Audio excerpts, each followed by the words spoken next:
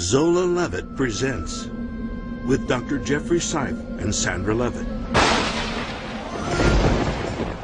As dark clouds ominously loom over the horizon, radical Muslims charge the atmosphere with brazen disregard. As the sun sets over Christian Europe, sleeping Christians need to wake up. Non-Christians need to get up, and moderate Muslims need to rise up.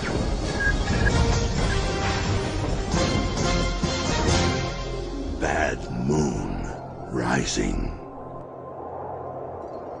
Hearty shalom to all of you. Jeffrey Seif here with my friend Sandra Levitt. Shalom. Welcome back to Bad Moon Rising. I have an interesting interview today, and I'm really excited to talk to Brigitte. Yes, and she's a woman. The bad moon once rose over Lebanon, and Brigitte tells the story. This woman is lauded all over the country. She's commended by former CIA directors, by big staff generals in the military. This is a lady in the know, and I want you to know that I support her, as do you, Sandra. I'm excited to talk to her. She really has some things to say. This book, Because They Hate, really gets into it. Oh, yeah. I took it on the plane with me, and I had it on my carry-on. I thought, I wonder if people are going to wonder why I'm reading all these things, but she's terrific. Expert testimony as Sandra Levitt sits down and talks with Brigitte Gabriel, a victim of Islamic terrorism.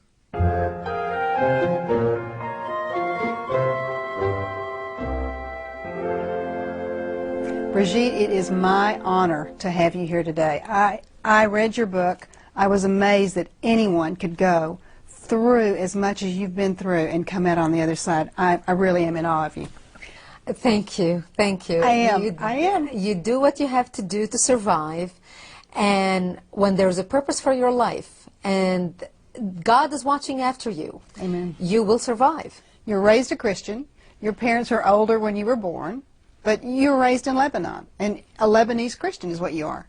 Yes, many people do not realize that Lebanon used to be the only majority Christian country in the Middle East. That's when right. people look at the Middle East now, they think it's all Muslims, all Arabs are Muslims. It's not true. Lebanon is very much a republic like the United States of America. It was the only Arabic democracy in the Middle East.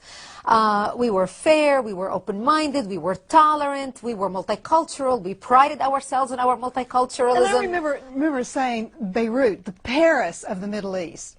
So it had to be something fabulous to see. Right. Because of the Judeo-Christian values and because of the majority Christians in Lebanon, when we got our independence from France, we were good in business. We focused on growing the economy.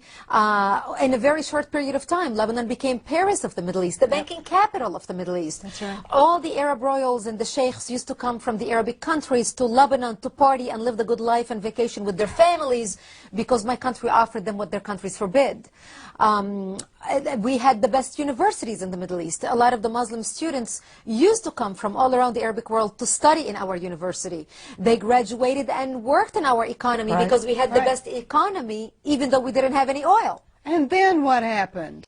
And then, as the Muslims became the majority, as they grew in numbers simply because of their birth rates, and because of our lack of birth rate. In other words, we Christians get married until one spouse, until death do us part. We don't have many children. The Muslims are allowed to marry up to 4 wives at a time, not in a lifetime. I thought that was a fallacy. See, we hear different stories everywhere. No, they really just take one wife, and we really are like you all. And nonsense. The most famous Muslim in the world today, Osama bin Laden. Osama bin Laden is 1 out of 53 children. That's right. He himself has 27 children. Between him and his father, they have produced 80 children. I guarantee you these children were not produced by only 2 women. Right, you're right. So they take multiple wives. They have a lot of children out of every wife. But what really tipped the scale in Lebanon was the influx of the Palestinians out of Jordan into Lebanon. And Lebanon was the only country in the Middle East to accept the 3rd wave of Palestinian refugees. Because of our open-heartedness and open-mindedness, while their Muslim Arabic brethren did not want to have anything to do with them, threw them out of Jordan. Threw them out of Jordan. Arafat tried to take over Jordan, and King Hussein threw him out of there. They had no place to go. In fact, Arafat left Jordan dressed as a woman. It's how he got out of Jordan. And what Yasser Arafat tried to do in Lebanon is basically create a base from which to fight Israel, kill the Jews and throw them into the sea. Something he tried to do in Jordan but failed because of the dictatorship of the king. However, he was able to use our democracy, our open-mindedness, our fair and tolerance and lack of judgment because of our Judeo-Christian values and backgrounds. He was able to use all that to topple our democracy, and he succeeded. Yes, he did. And you suffered, I believe I read, you stayed in a bunker, underneath in a bunker for 7 years. For 7 years. My life changed in 1975. That's when my 911 happened to me. That's when the Muslims bombed my home, bringing it down and burying me under the rubble wounded as the perpetrators shouted, Allahu Akbar. My only crime was that I was a Christian living in a Christian town. I left the hospital. And while I was in the hospital, I would ask my father, why did they do this to us? You know, here I'm laying as a 10-year-old child with needles in each arm, blood bag on one side, IV in another.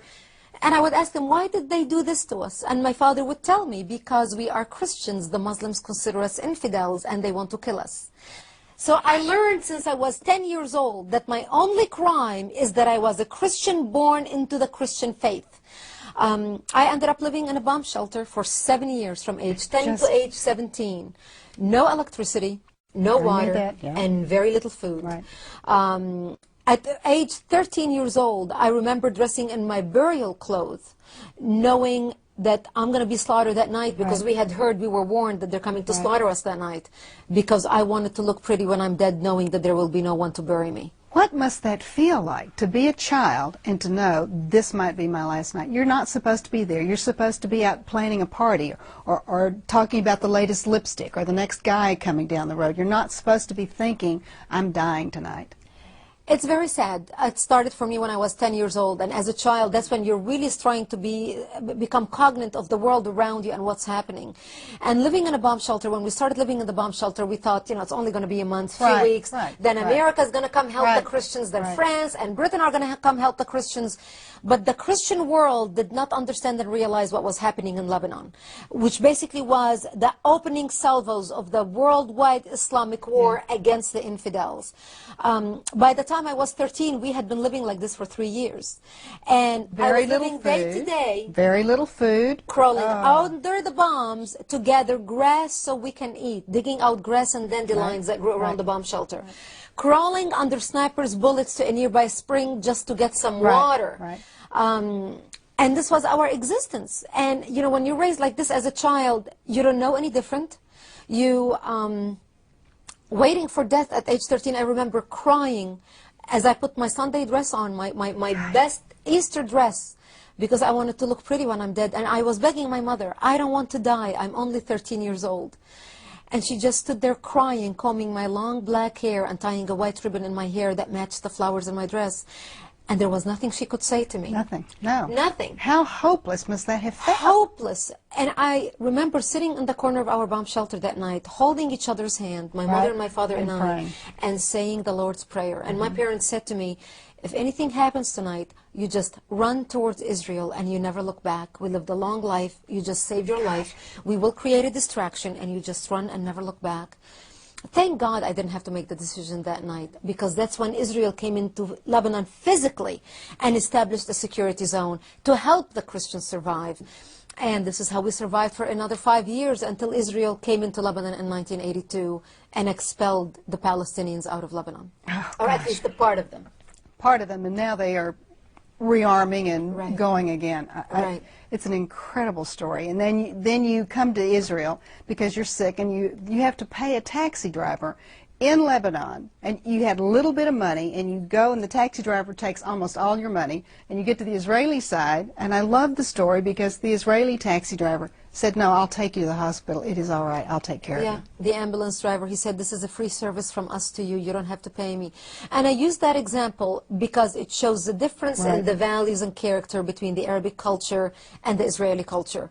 Where in the Arabic culture, someone will take advantage of a little girl. Everybody is out for themselves. They have no compassion or any human compassion. While in Israel, at a time of war, the Israeli driver was able to help me. A kid. Help a kid. Help a kid. Brigitte, we're going to be back in just a minute, and we're going to talk about what we can do to stop Islam. back after this.